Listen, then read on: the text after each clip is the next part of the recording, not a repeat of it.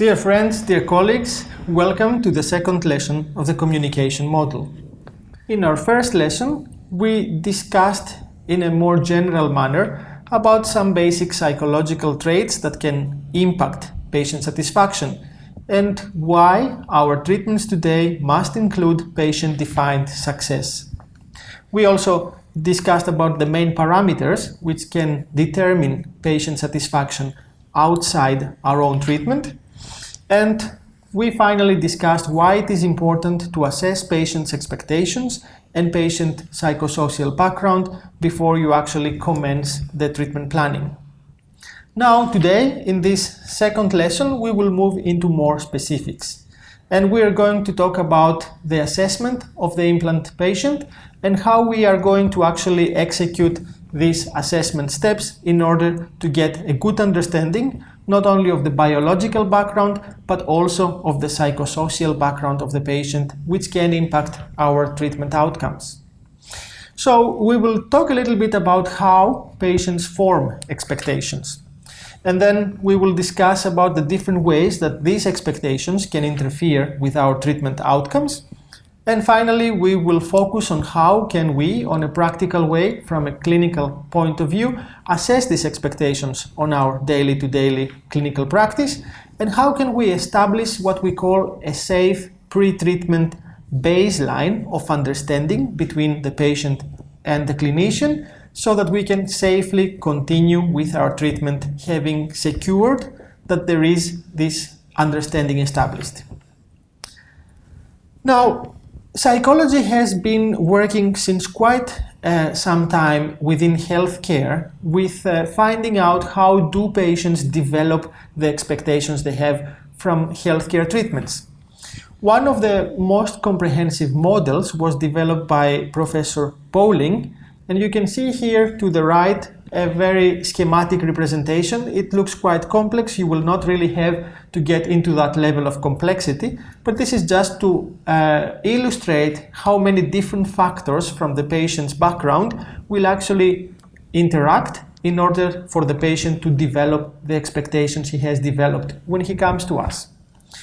In our practice, we have simplified this model quite extensively so that we can develop some sort of quick and handy ways of assessing patient expectations before they come to consult with the dentist. And in this simplified model, of course, we have to identify some personal characteristics of the patient, not very different than what we always do from any kind of patient history taking. We have to see what are the previous experience the patient has, in particular with prosthesis or rehabilitation treatments.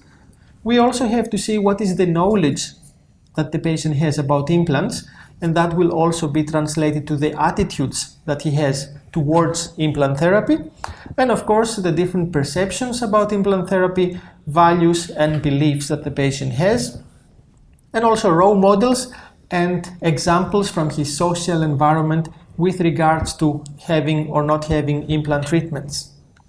For example, what do patients believe about the longevity of dental implants when they come to consult with you for an implant treatment? And research so far has very few information about that, but what we can see is that there is a big diversity between different groups of patients, geographic location or psychosocial background.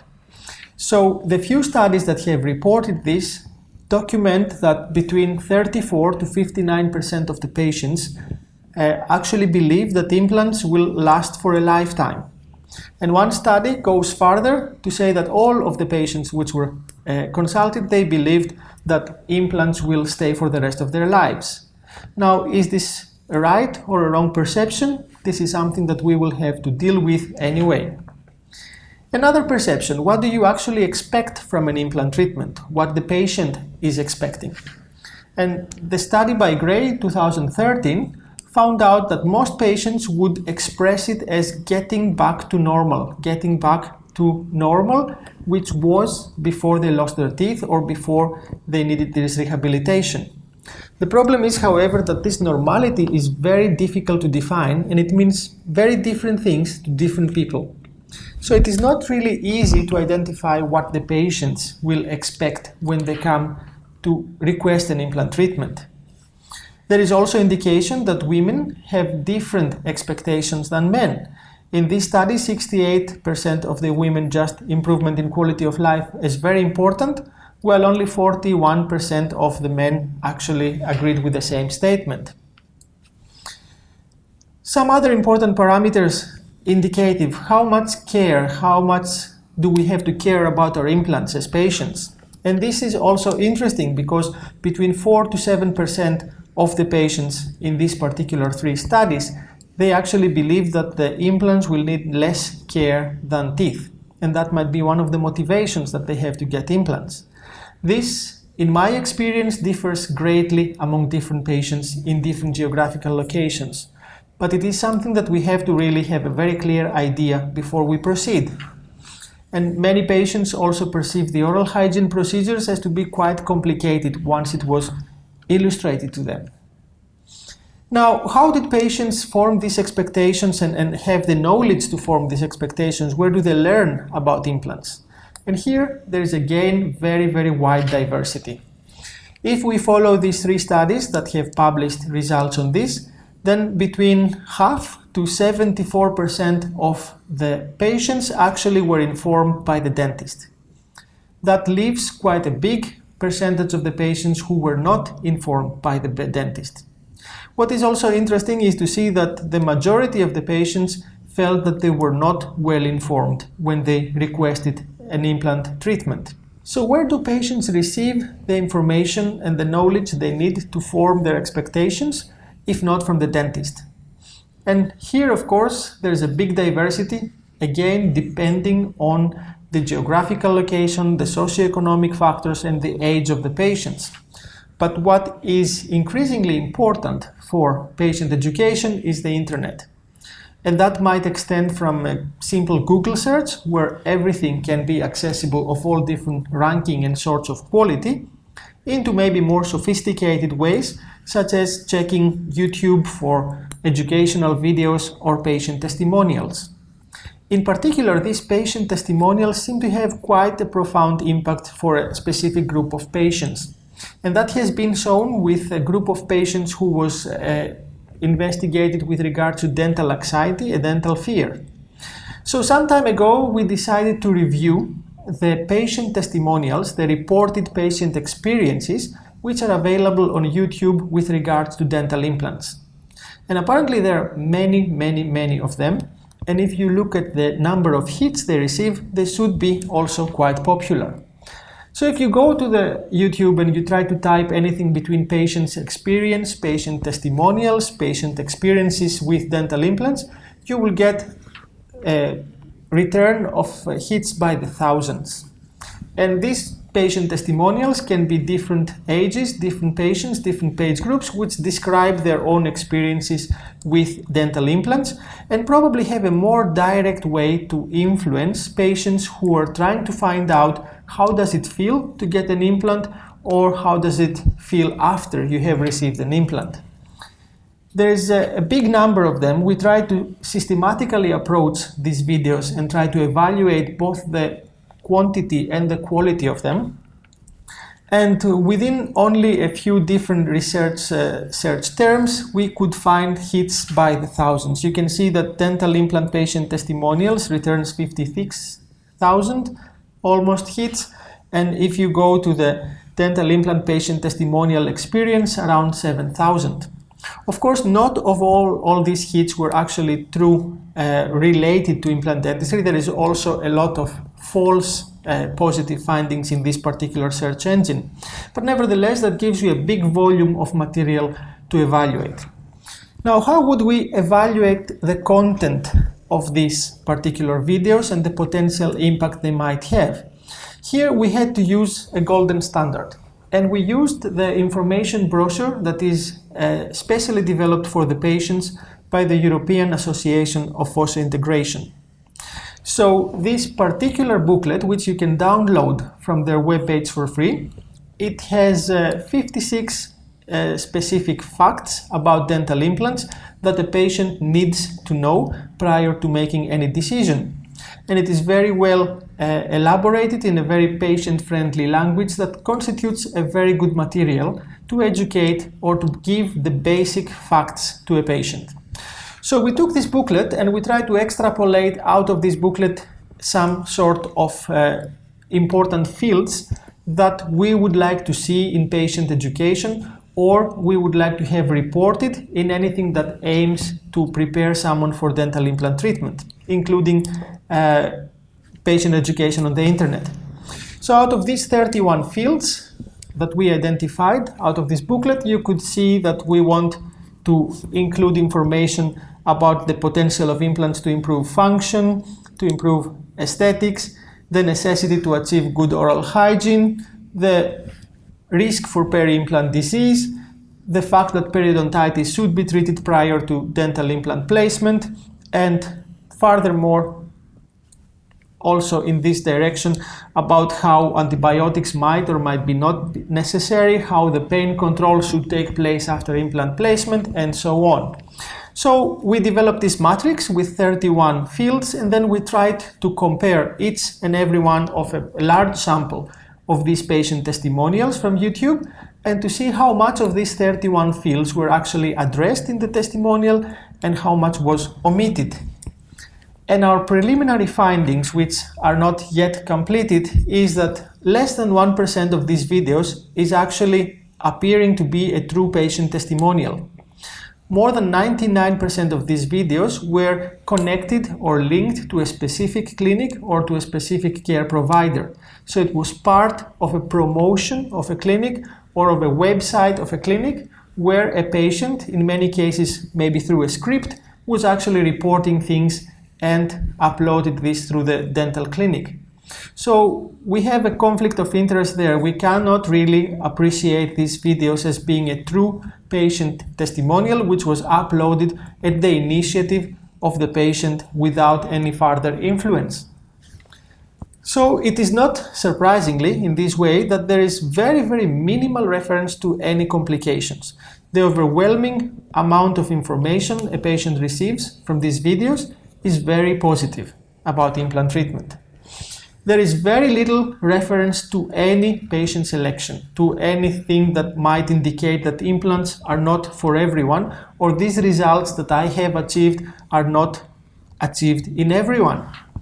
And very frequently we will find statements among the testimonials of the patients which might be misleading or might be even dangerous. For example, very typically many of these patients will say, oh, there was no pain whatsoever, which might be the case in many of our treatments, but I don't think this would be the main message we would like to give to our patient before we start the treatment, because very often there will be pain that has to be controlled and in most cases is controlled.